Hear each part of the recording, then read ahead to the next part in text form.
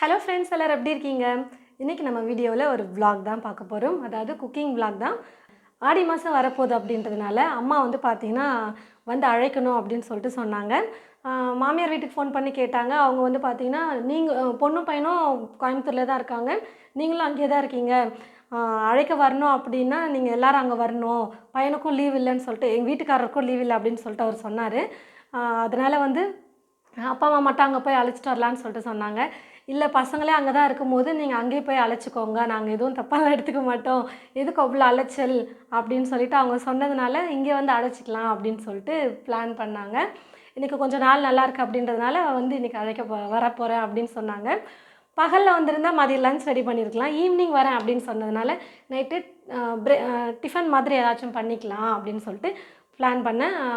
இட்லி, சட்னி, அப்புறம் கொஞ்சம் எங்கள் மாமியார் வந்து பார்த்திங்கன்னா ஃபோன் பண்ணி சொன்னாங்க, ஃபஸ்ட்டு வந்து அழைக்கிறாங்க அப்படின்னா சாப்பாடெல்லாம் செஞ்சு போட்டு அப்புறம் தான் அனுப்பணும் அப்படின்னு சொல்லிட்டு சொன்னாங்க. எப்பயும் வரவங்க தானே அப்படின்னு சொல்லிட்டு பக்கத்தில் இருக்கிறதுனால எதுவும் செய்யாமல் வெறும் டீ காஃபியோடு கொடுத்து முடிச்சிடாதீங்க அப்படின்னு ஃபோன் பண்ணி சொன்னாங்க. அவங்க வடை, பாயாசம் இந்த மாதிரி எல்லாம் செஞ்சு சாப்பாடு வச்சு அப்புறம் தான் அனுப்பணும் அப்படின்னாங்க. ஸோ நைட்டுன்றதுனால டிஃபன், வடை, பாயாசம் இதெல்லாம் நம்ம வந்து பண்ணிக்கலாம் அப்படின்னு சொல்லிட்டு நான் பிளான் பண்ணியிருக்கேன். அப்பா மட்டும் முன்னாடியே வந்துட்டார். அப்பா தான் இப்போ வீடியோ எடுத்துகிட்ருக்கிறாரு. வீட்டுக்காரர் வேலைக்கு போயிருக்கிறதுனால அவர் வர லேட் ஆகும் அப்படின்றதுனால, சரி நான் முன்னாடியே வந்துடுறேன், உனக்கு ஹெல்ப் பண்ணுறேன் அப்படின்னு சொல்லிட்டு சொன்னதுனால அப்பா தான் எடுத்துகிட்ருக்காரு இப்போ வீடியோ. அம்மாவும் அண்ணா அப்புறம் அக்காலாம் வருவாங்க. எல்லோரும் வரப்போ நான் வந்து காட்டுறேன். இப்போ நம்ம வந்து மடமடன்னு சீக்கிரமாக சமைக்க ஆரம்பிச்சிடலாம். ஆல்ரெடி லேட் ஆகிடுச்சு. வந்து எல்லாத்தையுமே கட் பண்ணுறதுக்குள்ளே அப்பா வந்து எனக்கே வந்து ஹார்லிக்ஸ் போட்டுக்கிறேன் அப்படின்னு சொல்லிட்டு அவரே பால் ஊற்றி வச்சுட்டாரு. நான் போட்டு தரேன்ப்பா என்ன, இல்லை நீ உன் வேலையை பாரு, நான் என் வேலையை பார்க்குறேன் அப்படின்னு சொல்லிட்டு அவர் பால் வந்து ஊற்றி வச்சுருக்காரு. அதுக்குள்ளே நான் எல்லாமே வந்து கட் பண்ணி எடுத்துட்டேன். ஏற்கனவே இந்த ரெசிபீஸ்லாம் நம்ம போட்டிருக்கிறதுனால நான் வந்து சும்மா ஓரெல்லாம் உங்களுக்கு வந்து நான் எக்ஸ்பிளைன் பண்ணிடுறேன். அந்த வீடியோட லிங்க்கெல்லாம் நான் உங்களுக்கு டிஸ்கிரிப்ஷன் பாக்ஸில் கொடுக்குறேன். நல்லா கிளியராக வேணும் ரெசிபீஸ் அப்படின்னா நீங்கள் அந்த லிங்க்கை வந்து கிளிக் பண்ணிங்கன்னா அந்த ரெசிபீஸ் பார்க்கலாம். ஒரு 100-120 கிராம் அளவுக்கு துவரம்பருப்பு எடுத்து தண்ணியில் கழுவி எடுத்து வச்சுட்டு, இது கூட 2 கத்திரிக்காய் வந்து கட் பண்ணி சேர்த்துக்கிறேன்.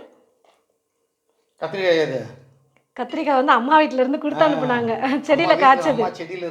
ஆமாம், செடியில் காய்ச்சது. நீளமாக இருக்கும் கத்திரிக்காய், இவ்வளோ நீளமாக அந்த கத்திரிக்காய். 4 பச்சை மிளகாவை கட் பண்ணி சேர்த்துக்கிறேன். ஒரு 5-6 பல் பூண்டு சேர்த்துக்கலாம்.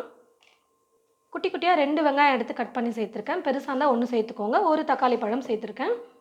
தேவையான அளவுக்கு உப்பு சேர்த்துக்கிறேன். மஞ்சள் தூள் கொஞ்சம். காரத்துக்கு பச்சை மிளகாய் வந்து 4 தான் சேர்த்துருக்கேன். இது கூடவே கொஞ்சம் சாம்பார் பொடியும் சேர்த்துக்கலாம். நான் வந்து ஒரு 1.5 டீஸ்பூன் அளவுக்கு சாம்பார் பொடியும் கொஞ்சமாக கலருக்காக மிளகாய்த்தூள் வந்து சேர்த்துக்கிறேன். காஷ்மீர் மிளகாய்த்தூள் ஒரு 1/2 டீஸ்பூன் சேர்த்துக்கிறேன். குழம்புக்கு தேவையான அளவுக்கு தண்ணி வந்து இப்போவே சேர்த்துக்கணும், அதுக்கப்புறம்லாம் நம்ம சேர்க்கக்கூடாது. கடைசியாக இது கூட கொஞ்சம் புளியும் சேர்த்துட்டு குக்கர் மூடி போட்டு மூடி வச்சுட்டு குக் பண்ணிக்கலாம். ஒரு 4-5 விசில் விட்டு எடுத்துக்கலாம். கார சட்னிக்கும் வந்து பார்த்திங்கன்னா வெங்காயம் எல்லாம் கட் பண்ணி எடுத்து வச்சுக்கிட்டேன். ஒரு கடாயில் கொஞ்சமாக எண்ணெயை சேர்த்துட்டு, எண்ணெய் லைட்டாக காஞ்சதும் கொஞ்சமாக பூண்டு, வரமிளகாய் 5 சேர்த்துருக்கேன். 2 மீடியம் சைஸ் வெங்காயத்தை கட் பண்ணி எடுத்து வச்சுருக்கேன், அதையும் சேர்த்துக்கிறேன். கார சட்னி, சாம்பார், தேங்காய் சட்னி. ஆமாம்,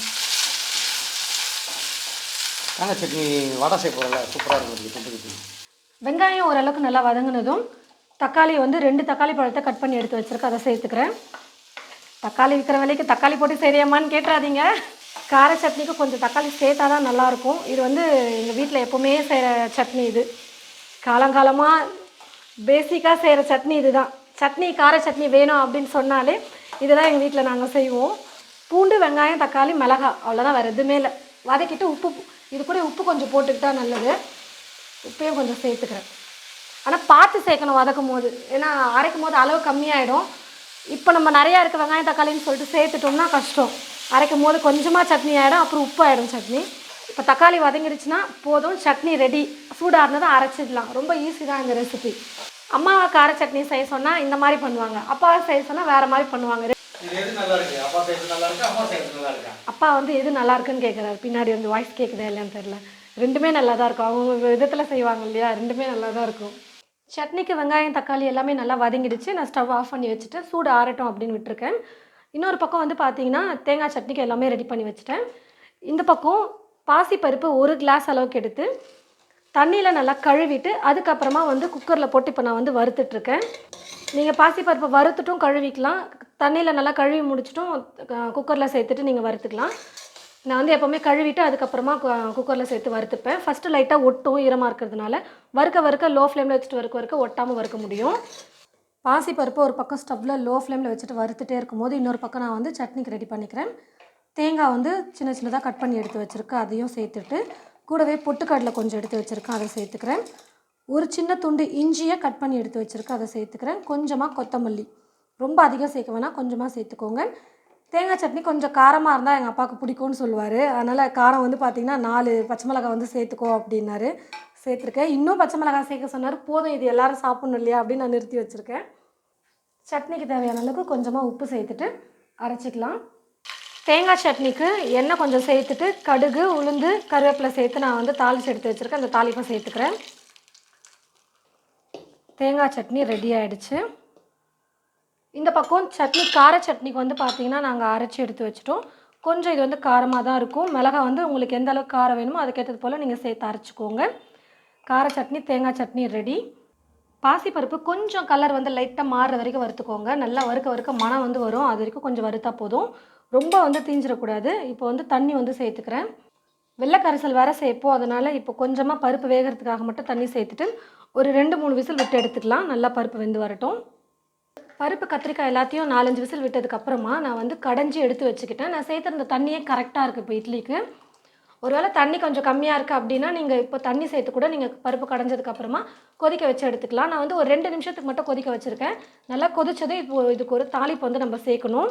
தாளிப்பு கரண்டியில் கொஞ்சம் எண்ணெயை சேர்த்துட்டு கடுகு, சீரகம், பெருங்காயத்தூள், கருவேப்பிலை கொஞ்சம் வந்து சேர்த்து தாளித்து எடுத்து வச்சுருக்கேன். இந்த தாளிப்பை சேர்த்துக்கிறேன்.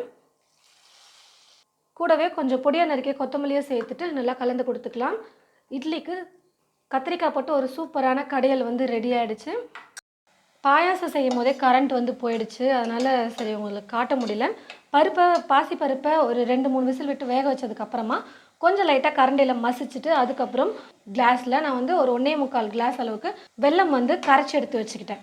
அந்த வெல்லத்தில் கொஞ்சம் தண்ணி சேர்த்துட்டு கரைச்சிட்டு வடிகட்டி இதில் சேர்த்துக்கிட்டு பால் கொஞ்சம் காய வச்சு சேர்த்துருக்கேன். நீங்கள் பாலுக்கு பதிலாக தேங்காய் பால் கூட சேர்த்துக்கலாம். கொஞ்சம் முந்திரி, திராட்சை, தேங்காவை துருவிட்டு அதையும் சேர்த்து வறுத்துட்டு அந்த நெய்யோடு நான் வந்து சேர்த்துக்கிட்டேன். இவ்வளோ தான் பருப்பு பாயாசம். பருப்பு பாயாசம் வீடியோ கூட நான் உங்களுக்கு டிஸ்கிரிப்ஷனில் கொடுக்குறேன், நீங்கள் பார்த்துக்கோங்க. கரண்ட் வந்து டக்குன்னு போயிடுச்சு. அதிகமாக வந்து யாரும் குடிக்க மாட்டாங்க, அதனால் கொஞ்சமாக பண்ணியிருக்கேன் நான். வேஸ்ட்டாக அடுத்த நாள் வரைக்கும் கொண்டு போக வேணாம் அப்படின்னு. இட்லி ஒரு பக்கம் வந்து அப்பா வந்து ஊற்றி வச்சுட்டாரு. கரண்ட் போன கேப்பில் மாவு கரைச்சி ஊற்றி வச்சுட்டு அடுத்த ரவுண்டுக்கும் மாவு வந்து கரைச்சி வச்சுட்டாரு. இட்லியும் ஒரு பக்கம் ஆகிட்டுருக்கு. நல்ல வேலை பருப்பை வந்து அரைச்சிட்டோம். திரும்ப எப்போ கரண்ட் போகும்னு தெரியல, வோல்டேஜ் ப்ராப்ளமாக இருக்குது. அந்த வெளிச்சத்தில் நான் எடுத்துகிட்ருக்கேன். கடலைப்பருப்பும் நாங்கள் வந்து அரைச்சி எடுத்துட்டோம். பருப்பை வந்து கடலைப்பருப்பை அரைச்சி எடுத்தாச்சு. அந்த பருப்பை வந்து பார்த்திங்கன்னா கூட கொஞ்சமாக சோம்பு சேர்த்துக்கிறேன். பருப்பை அரைக்கும் போதே ஒரு 4-5 பல் பூண்டையும் தோலோடவே சேர்த்துட்டு அரைச்சிக்கிட்டோம்னா நல்லா அரைப்பட்டு வந்துடும்.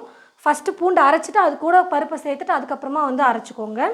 காரத்துக்கு பச்சை மிளகாய் சேர்த்துக்கிறேன். கொஞ்சம் பொடியாக நறுக்கிய கொத்தமல்லி, பொடியாக நறுக்கிய கருவேப்பிலை, வெங்காயம் வந்து நல்லா பொடியாக கட் பண்ணி எடுத்து வச்சுருக்கேன், அதையும் சேர்த்துக்கிறேன். தேவையான அளவுக்கு உப்பு சேர்த்துக்கிறேன். எல்லாத்தையும் சேர்த்து நல்லா கலந்து கொடுத்துட்டேன்.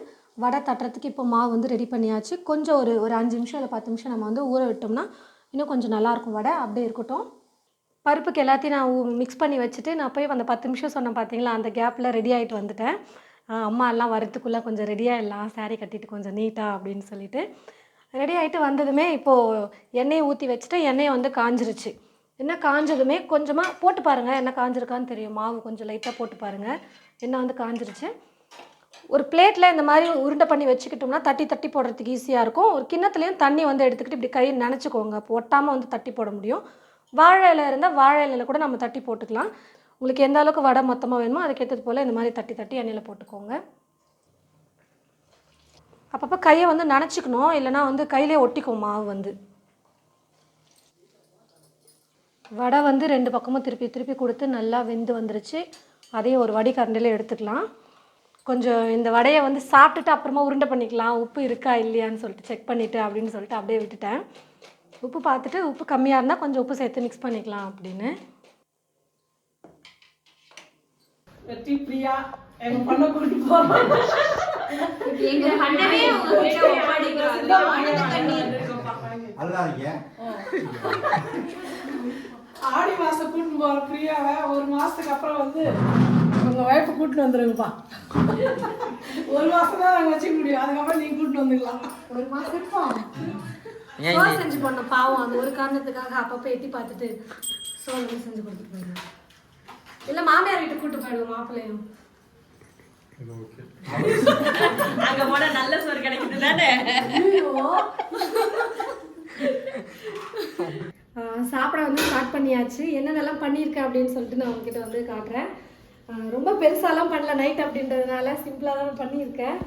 இட்லி, கத்திரிக்காய் கடையல், கார சட்னி, தேங்காய் சட்னி, பருப்பு வடை, அப்புறம் பாயாசம் வந்து பருப்பு பாயாசம் வந்து பண்ணியிருக்கோம்.